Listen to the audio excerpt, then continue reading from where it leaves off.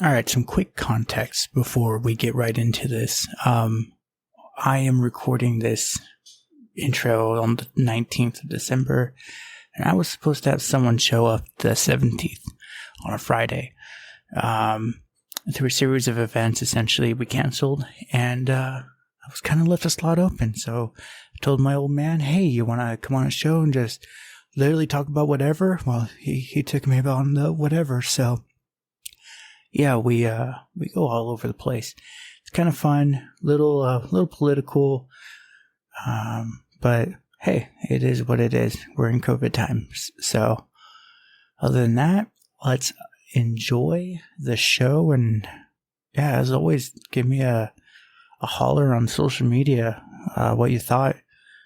Yeah, all right, here we go. There you go. So what are we doing now? I don't know, man. We just talk.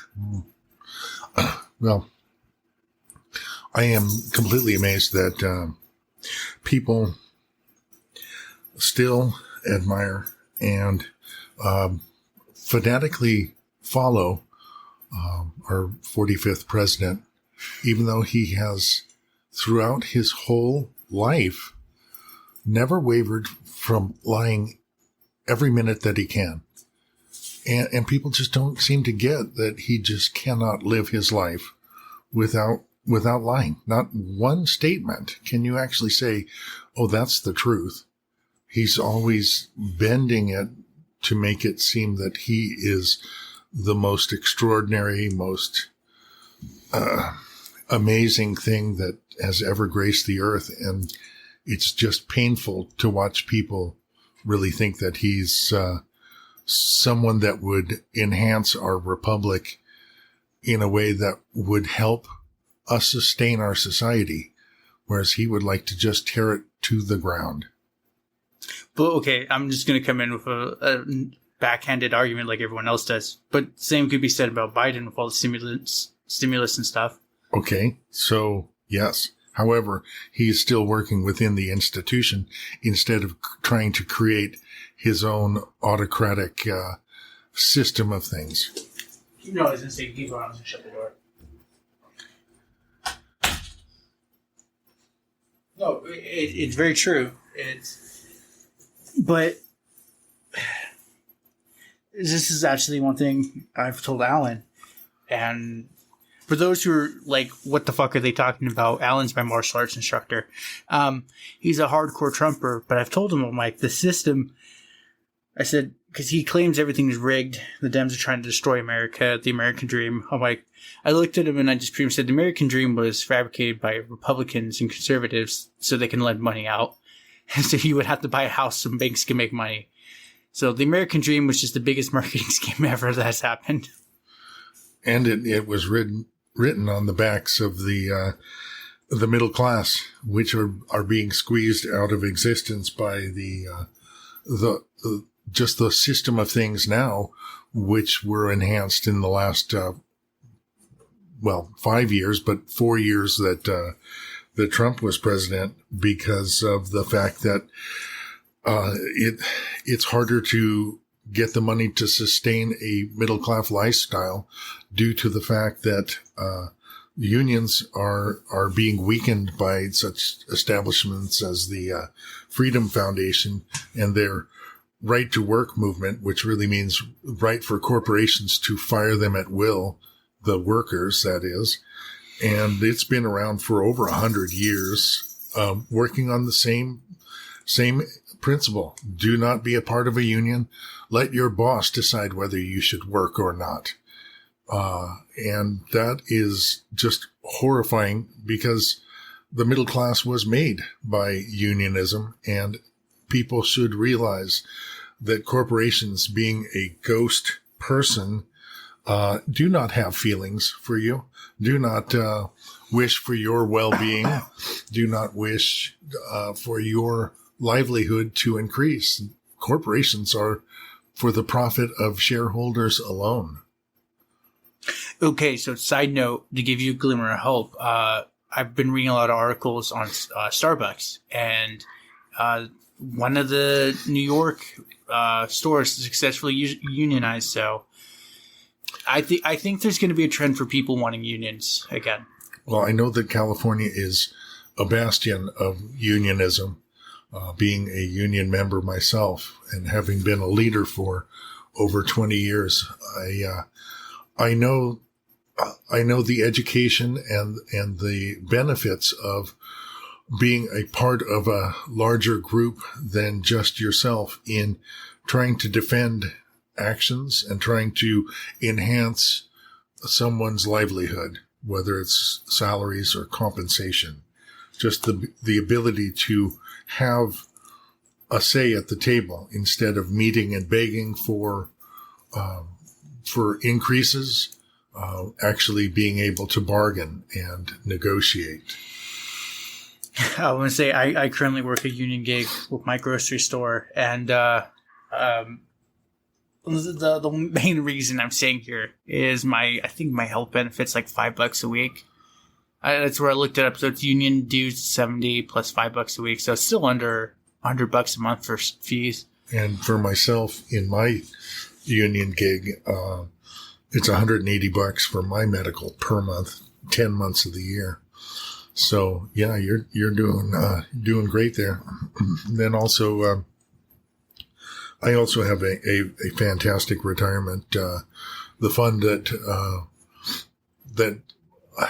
has my retirement is at $480 billion strong. So I don't think they will run out of money before I'm. How did my oldest cousin say it recently? Worm fodder. Which one? Well, the oldest one, the junior, up in the state up north. Yeah, Don's interesting. I got to figure out how to get him on. He's an eclectic fuck. If he's listening in, I appreciate you. If he's listening in, I'd be really surprised. But hi, Don. But yeah, it's one of those. I don't think they can. I'm like 90% sure that's with BlackRock, like a German or Swedish company that does money management. They have trillions under their belt. So they probably just they take the money and then give it to them and say we manage it. The fund that is mine is an independent, independently elected board overseeing the funds. Okay. So we've had 7 minutes of rant. That was no context. Don't know where to go with it.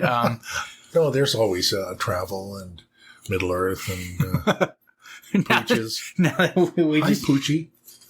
There's a little pooch walking around. Yeah. Climate change? I want to say climate change. Climate change, yeah. Go to the next step, I guess. There's always the thing that I like to talk about. How can you not say there's climate change when in Southern California there was 1 week in October, I think it was, this year, where in the evening on a Monday, we had a most incredible tropical thunderstorm. I think there were somewhere around 4,000 lightning strikes between San Diego and Ventura in one evening. And then on Friday, we had an Arctic storm come down out of the Gulf of Alaska. And we got rain, I think, the first time during the year. And so here we've got tropical marine influence on Southern California. And then 5 days later, we have Arctic marine influence. And those are extremes. I was saying, isn't that the same month when we had the Colby fire? Oh, there Colby, it was 2014. But sorry, what's the Bobcat fire, I guess? No, that was like it was right after early the BLM. 2020. But no, there was one up that went in between Santa Barbara and El Capitan State Beach, the Adalio, something like fire. Aldalio. Anyway, So, yeah, we had horrifying fires in California this year, being that we are extreme drought. And they're saying that these atmospheric rivers are helping with the snowpack. It's treacherous driving this morning, which is the, what are we, the 14th of we're on the 14th at 9 December. Yeah. Over the Sierras, which is good. I mean, we need snowpack. We need the reservoirs to fill up because we're thirsty pooches down here in Southern California, and we keep frickin' building. How can you sustain that? I mean, it's that's a lot of water. For those who are trying to be, I'll get it. For those who are trying to be ESG and water friendly, why are you taking it from the farmers? Get in here, Jax. Yeah, driving up to Sacramento after their big rains in late October. It was amazing. The pecan and almond groves were at least 10 mega groves that were just knocked over, dead and knocked over, just laying in the field. The people just walked away. Well, because, nothing against the farmers or the others. The extreme liberals, really don't like the idea of using water for growing food, but then how the hell are we supposed to grow food? Kind of thing. Yeah. Where are we supposed to grow food? I mean, people don't want to live in the Great Central Valley. It is very inconvenient. However, there is a reason that it's named the Great Central Valley. In fact, as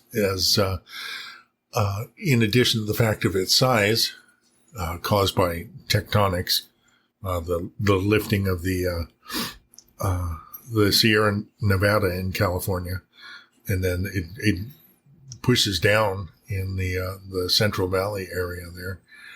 But it's fertile. It has all kinds of ability to grow things, and it's just a question of, in addition to the water that's being sent to Southern California, bypassing these groves, and it was a really strange juxtaposition of seeing a dead grove mowed over next to a canal that was probably I remember that 75 yards wide. And just filled with water. It's just like there's no water here for the grove, yet it's flowing by. Just horrifying. And I can see where the people there were just completely pissed off and, wanted to recall Newsom and thought that broadcast goober was God's gift to California. Just amazing. And I empathize with them, because we should be making dams that will hold water, that will percolate into the soil again so that they could actually pull it up out of the aquifers. But we are not, as it stands right now, our Army Corps of Engineers in the 40s and 50s, were making storm channels that would flow the water directly to the ocean. And there was no conservation. A Starbucks nearby our house, the new system is that you put a water well in your property, that, all of the drainage from your area goes into a sink that will percolate some of it. And then at a certain point, at about a foot deep, then it will go into the storm drains. And that's more sustainable than the system of just throwing it into the ocean. We need the fresh water. We need it in our ground. We don't need it just flowing away. 100%. And one thing, you probably hear it all the time with Alan, how they were doing the electric gold line or whatever from San Diego to there was going to be a high-speed rail between Los Angeles and I think it was Sacramento or just near Sacramento. They used up all the money and didn't even get maybe one or two cities. A third of it done. Yeah. Yeah. Yeah. you can see the tracks when you're going up towards Bakersfield. And the thing about it is they were thinking of bringing it up over into Los Angeles. There's one major problem with that. It's called the San Andreas Fault. Okay, and that thing, when it moves, it'll be about 40 feet one direction. Right. But that's California, though. Yeah. You CBD? Oh, no. Okay. We're doing drugs, kids, on air. Why? Okay, you know what? I'm going to argue with you on that. Because people just piss me off when they say CBD is drugs. When it's nano-engineered and it's truly just the CBD extract, it does not have the THC. It does not have all of the other tannins and other things like that make marijuana so stinky. And CBD is amazing. I have used it for about 3 years now as a tincture. I do not have to wear reading glasses for close work. I've gone a whole day with some really fine print, working, pinning up locks like I do on my normal work day and reading off a bidding chart. And it's also kept my arteries clear, reduced inflammation. I think it helped me survive COVID last year this time because of the anti-inflammatory. The COVID really didn't get into my lungs. I mean, there was still inflammation in my lower body. I mean, the congenital defect of my low back, bone on bone, and all of the gunk in my lower intestines. I get up out of my bed and just groan just to try and straighten up. My wife would ask me, "Are you okay?" I don't complain about pain very often, and therefore it's like, well, if you hear me whining, it's probably there's a reason. So I'm just thankful we made it through the COVID, the whole family, and didn't have any losses, even our pooches. Your wife was freaking out about you, though. Well, it was, and she still does. She still thinks it's coming to get me. And I'm the biggest variable working night shift. Yeah. Well, at least you haven't had that wild crew coming through to do a reset that brought it with them the first time. I'm glad it was a variant and that we didn't lose our smell. One? And it was a early variant, like a C or a D. No, D is, I think, Delta, though. Oh, that's right. So maybe, well, anyway, Los Angeles, it seemed to have a variant. Our daughter got the Alpha, and then we had something where we didn't lose our taste or smell. It was just a really shitty flu. Yeah, it was hardcore. I mean, the chills, and I even got after the boosters, well, the shots. I had COVID 3 times. When I got the booster at my 6-month mark, I was okay. It just seemed like my body was saying, all right, we know what this is. We'll deal with it. Yeah. A little tired, but not like laid out, shivers from the chills. I want to say when I got the booster too, I was just laid out. I'm like, this is a second round of COVID. And we all got Moderna that's in this house. And well, actually, I got Pfizer with you communistic bastard. I'm just kidding. I am liberal, but I'm not that liberal. I'm just kidding. No, yeah. So me and my mom at least got Moderna and both shots. Man, it was like getting a really hot and dirty, quick and dirty version of COVID. It was not fun. Yeah, my hairdresser, I should say barber, I guess. But it doesn't matter. I'm saying, yeah. I don't think she cares. If she actually gets noticed, she's like, ooh. Anyway, she had gotten the second shot, and she said, when the chills came on, she said, if this is what it's like to have COVID, I don't want to ever have it. And I agree. I mean, 4 hours of bone-numbing chills where you're just shivering under all the blankets you could throw on yourself. I literally had all my sweatpants, all my pants I could muster. I looked like the Pillsbury Doughboy.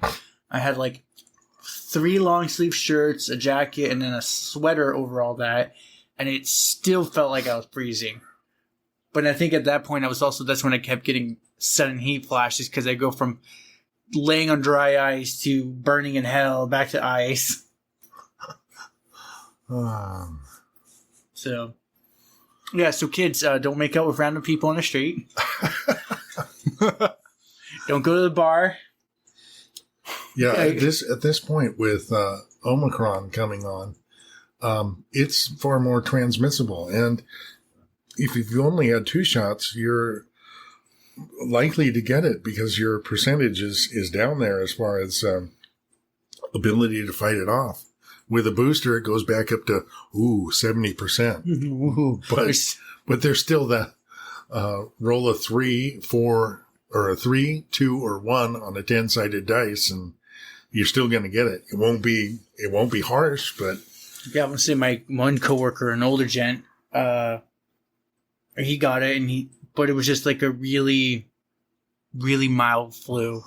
Like he said, it was just temperature, and that's when he like had to call our boss and be like, "Yeah, about me coming in." So I don't think I can come in for the next 2 weeks. And he still doesn't know how he got it. That's where we were joking. Like I never get I don't know where the hell actually I took off. So the old man. Yeah, I don't know where you were picking up now, wherever the hell I just left off, and I don't know. You dropped it because an older gentleman who's not really that old, I think he's younger than me, and not by much. And he was just felt crappy and had to take some time off, even though he didn't want to, because he pretty much lives for working. Even though he bitches about it. Yes, well, that's anywhere. universal life these days, unless you have, as Ken Roberts said in one of your episodes, you have some spirituality and are able to realize that there are things to work for in life that are beyond just the drudgery, whether it's nirvana or whether it's someone you are working for. It's just a way to pace your life with pleasing attitudes rather than just, as my grandmother used to say, I slept and dreamt that life was beauty, woke and found that life was duty. And that was, a Victorian woman that, saw things plainly. However, she also loved positive thinking, like the power of positive thinking, and she had a lot of good attitudes too. But she had been through World War I and World War II, and so just seen the worst that people can accomplish worldwide, and so that's just part of it. Yeah, no, it's very true. I've never met Granny Bear, but that was actually Graham. Oh, well, that one too. I'm sure we should probably cut out the grandmother's names, but or at least pet names. We're not using the proper names. Anyway, moving on. I wouldn't say at this point. Yeah, both of them extraordinary ladies. I'm going to rant and rave now about grandmothers.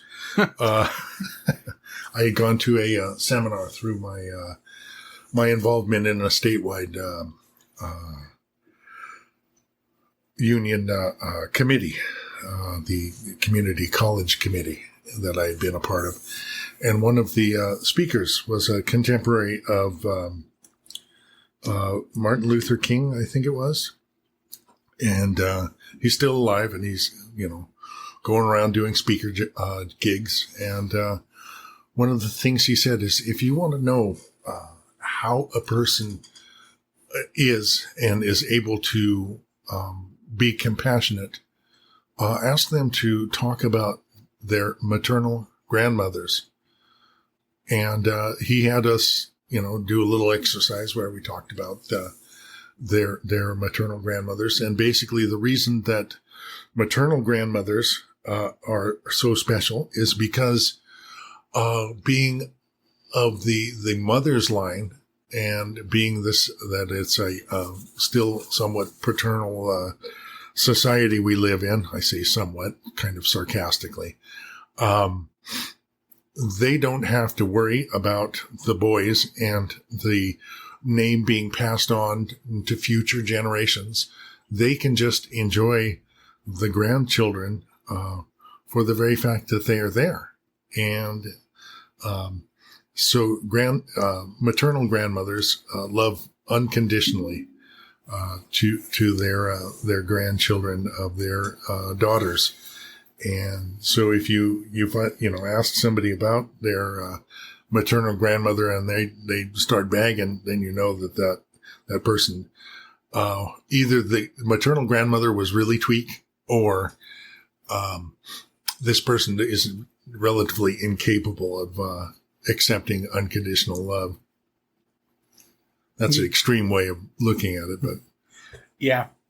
Wait, I mean, there's a million variables that go into that.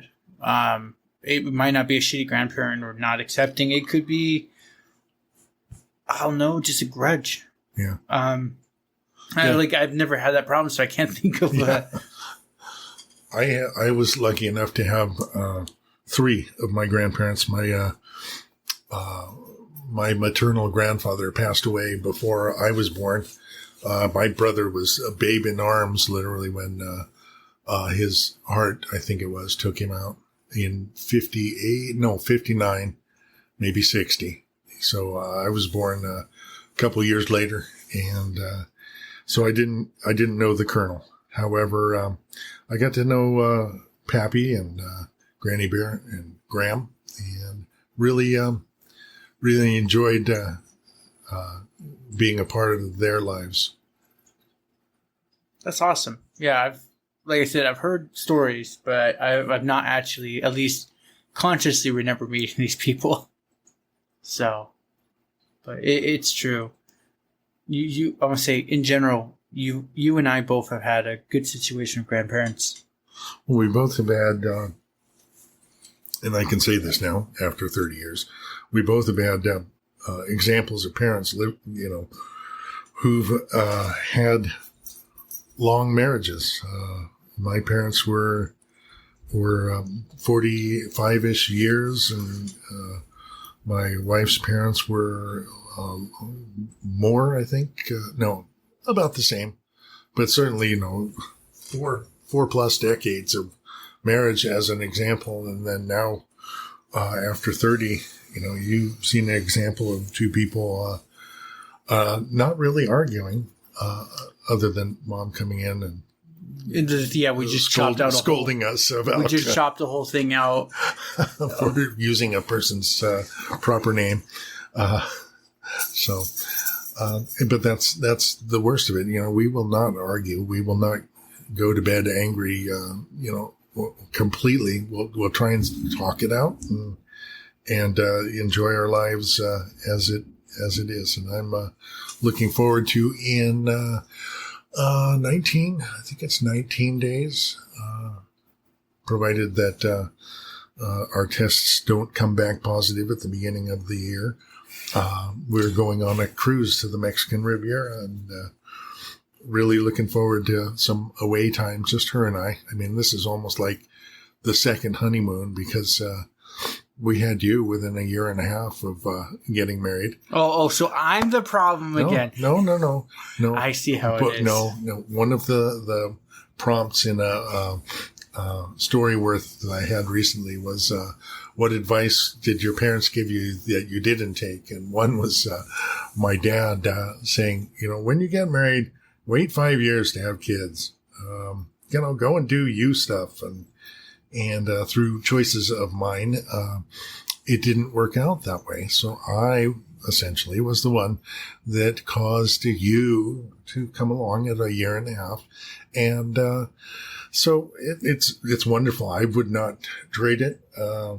Wasn't sure if I'd be able to be a good father, but I seem to have done at least a decent job. Both of you are extraordinary individuals, and I'm blessed to have been able to help you along in the ways that I have. Sometimes a little too soft, but I'd recover and get back to being dry-ish again. Yeah. I won't say especially the way she just bags on you. They have a very unique situation. We won't go into it, but we could. I mean, essentially, she jokingly flips him off. Your sister, yes, that is the whole family dynamics is just awesome in its strangeness. But I was thinking you were talking about Mom and I. She grew up in an extremely conservative family. And I grew up in an extremely liberal family. And one time my daughter was talking about the differences between us and these social studies or psychology. I think it was teacher. one of her theology classes, actually. I think it was in high school, but was something. Was just absolutely amazed that we could even talk to each other. And basically what a marriage is, where there's areas of contest, you just don't try and bring the other person to your side. You just concede and live with it. The interesting thing was, for me, going over, to her parents' house and having Rush Limbaugh on the TV, God rest his soul. And just sucking it up and just not saying anything because didn't really want to be a bad liberal and start arguments and about what I actually thought of the manure content of the stuff that was coming out of the mouth there, and it was a long 17 years. So I love my father-in-law. Drove him to church. And it's just an amazing man. Diametrically opposite in our view of the world, but I wasn't going to make a fuss about it. It's just what it is. Yeah. He was an interesting case. He was much more tamer when I was coming up. I think also just grandkids in general really softened him up. Yes, it's quite probable that's exactly what it was. Plus, he was realizing that, I've only got a certain amount of time left. And, but yeah, he had been over in Busan in Korea during the war. And, he knew he wasn't out in the trenches, but he knew what life was like on the Korean Peninsula during the war. And that can cause you a lot of PTSD. Whatever, shell shock, PTSD, whatever you want to call it. Just listening to some of the stories that he told me about the things going on in the engineering camp, just amazing. Oh, yeah.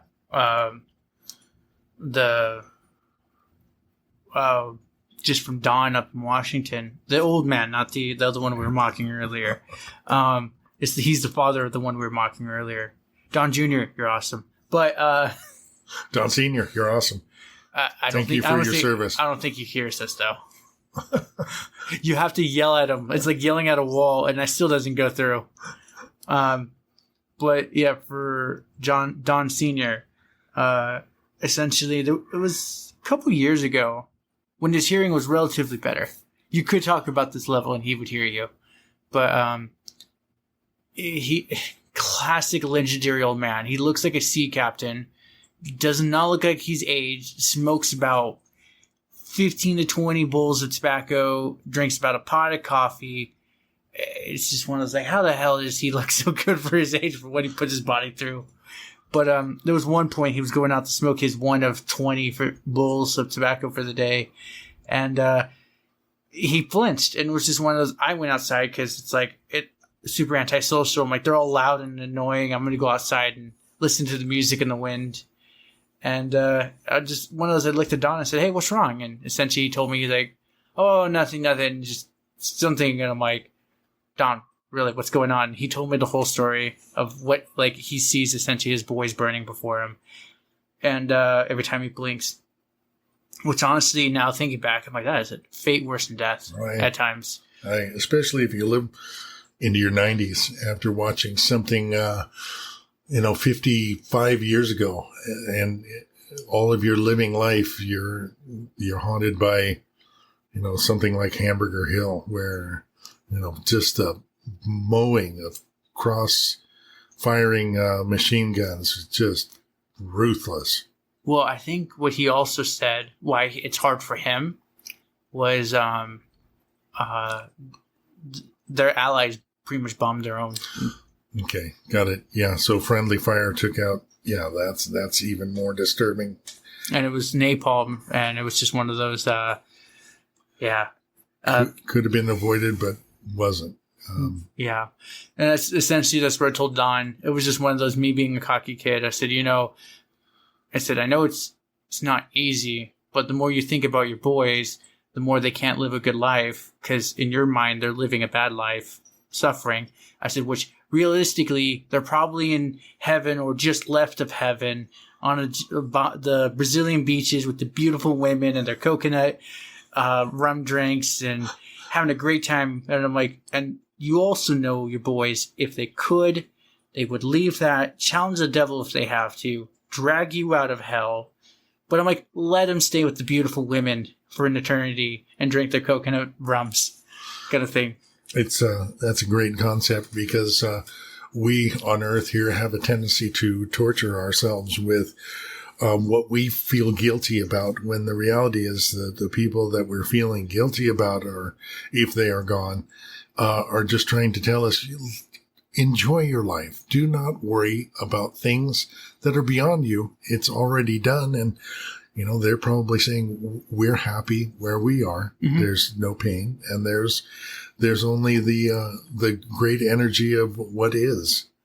And so just, we should just realize we shouldn't flail ourselves for things that are beyond our control. They're not happening right now. So it's something to live a contented and happy life, and not be plagued by those hard things. Yeah. No, and that's one of those, as I've talked to different people, especially on the show, that's one of them I've come to realize. I'm almost say I put 2 and 2 together, but it's like a billion ideas in one. Essentially, my personal theory, I'm going to put a little tin hat on now, is I think what we perceive as hell is not actually hell. It is the strongest regret when you die is what will plague you for the rest of your time.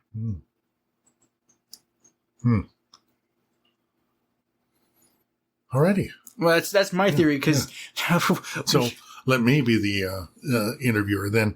So what you're saying is when you're inserting or being inserted or going across the rainbow bridge, if you will, what you carry with you is what you will live out for eternity, or well, like the heavy burdens, like the regrets, the pains, the I wish I did, will be the one that pulls you down as you try to go up.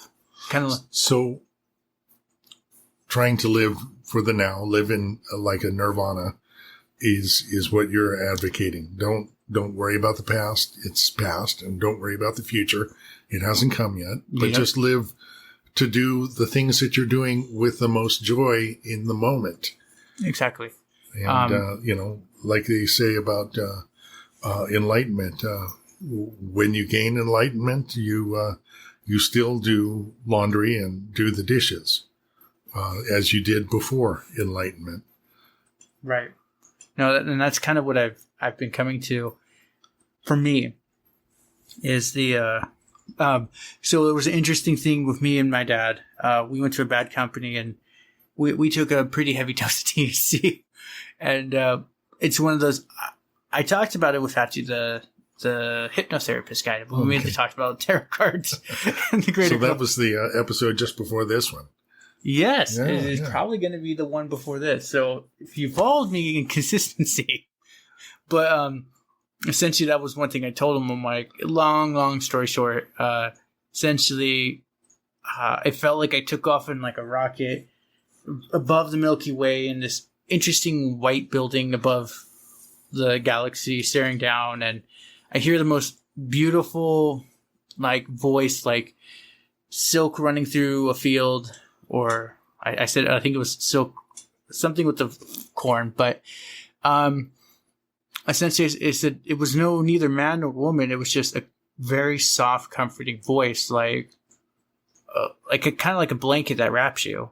And I told him, this is pretty much that I had a bit of a shitty situation with churches, so I don't believe in structured religion. I believe there has to be a higher entity. We're not that lucky.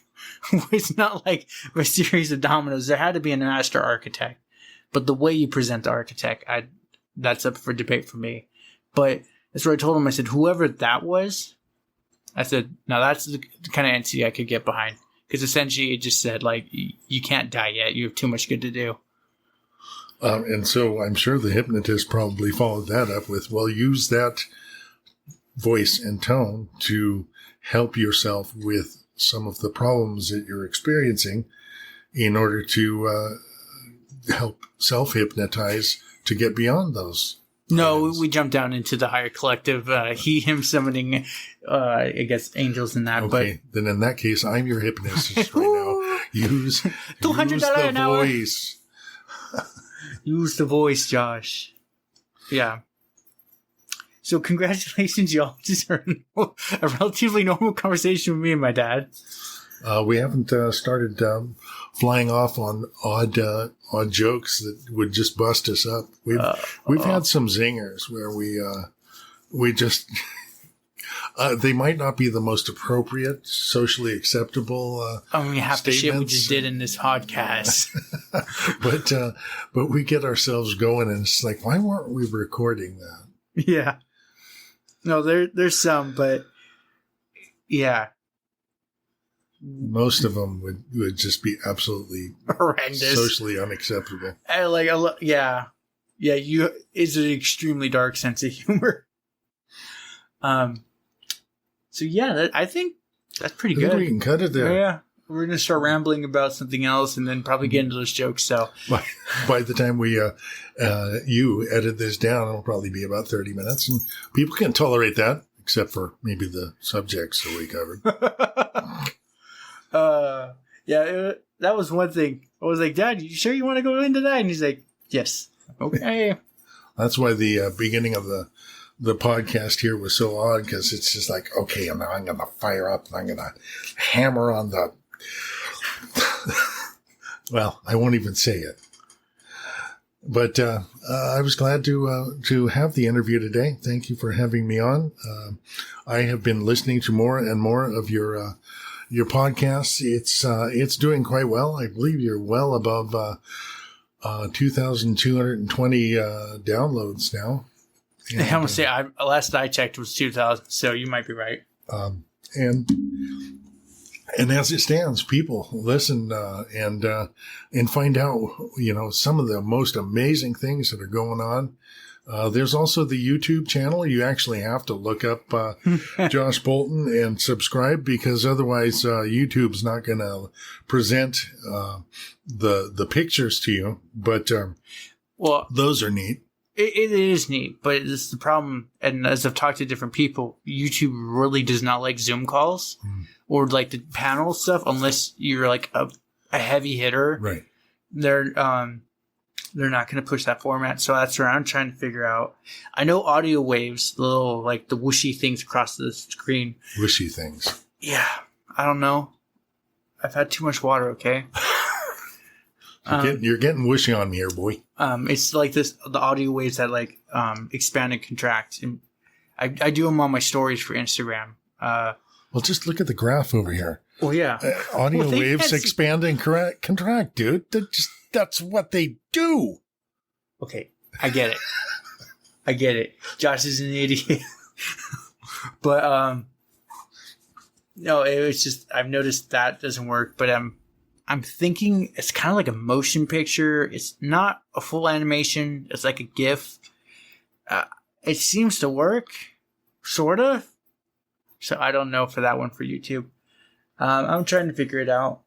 And it also just takes fucking forever to render a movie. It's like an hour video and it takes like 2.5 hours to render it. And I'm like, this is such a waste of time. Not necessarily. If people subscribe, they can watch some amazing performances by the authors and businessmen and whatnot and women and I would say all walks of life. All walks of life that Josh talks to, and you can see his fashion sense and very minimalist. Not trying. Yeah, his room, which is also kind of minimalist.